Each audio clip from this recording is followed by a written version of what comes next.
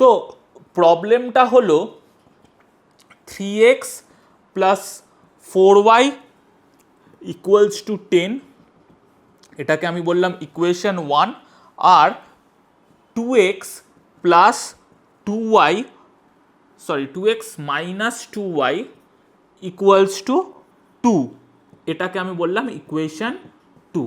তো এই যে প্রবলেমটা দিয়েছে, এই প্রবলেমটাকে আমি যদি সাবস্টিটিউশন মেথড দিয়ে সলভ করতে যাই, তো আমাকে কাকে আমি সাবস্টিটিউট করব?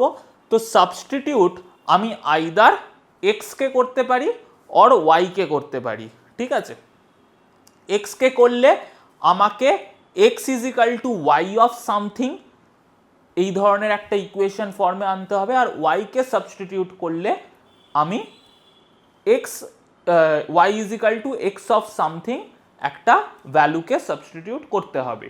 এবার আমার তো এক্সকেই সবসময় সাবস্টিটিউট করতে ভালো লাগে, তো যাদের যাদের নিজেদের এক্সকে সাবস্টিটিউট করতে ভালো লাগে তারা এইভাবে সাবস্টিটিউট করতে পারো।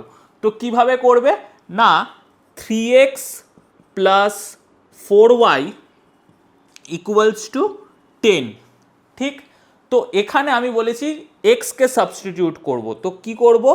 3x is equal to 10 minus 4y করব, এখান থাকতে x is equal to 10 minus 4y divided by 3 করব, ঠিক হলো?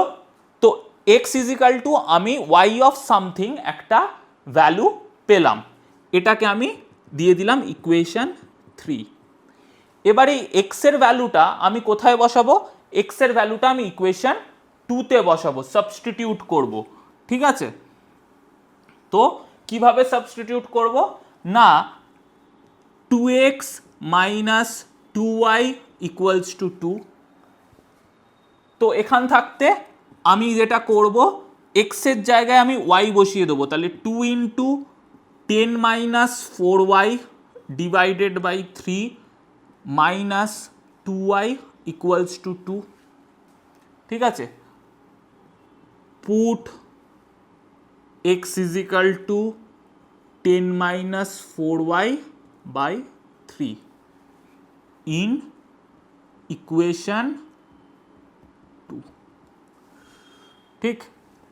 তো এখান দিয়ে সলভ করে কি পাচ্ছি? 20 minus 8y divided by 3 minus 2y equals to 2, এখান দিয়ে পাচ্ছি 20 minus 8y, 3 into 2 minus 6y by 3 equals to 2, মানে 20 মাইনাস 14y ইকুয়ালস টু 6, এখান দিয়ে পাচ্ছি 14y is equal two 20 minus 6, that is 14, তাহলে 14y ইজ ইকাল টু 14 হলে আমি বলতে পারি y ইকুয়ালস টু 1, ঠিক? তো y ইকুয়ালস টু 1 পেয়ে গেলাম, তাহলে x ইজ ইকাল টু কত হবে? 10 মাইনাস 4 ইন্টু 1 বাই 3, মানে 10 মাইনাস 4 বাই 3 মানে 6 বাই 3 মানে 2, তাহলে আমি এখান দিয়ে দেখতে পাচ্ছি x এর ভ্যালু 2, y এর ভ্যালু 1, তো দ্যাট ইজ আওয়ার অ্যান্সার। তো সাবস্টিটিউশন মেথডে আমরা এইভাবে এক্সকে রিপ্লেস করব, ঠিক আছে? করে আমরা ওয়াই এর যে ভ্যালুটা পাবো সেই ভ্যালুটাকে এক্সে পুট করে আমরা বার করতে পারবো, that is the substitution method. তো সাবস্টিটিউশন মেথডে আমরা এইভাবে সলভ করতে পারবো।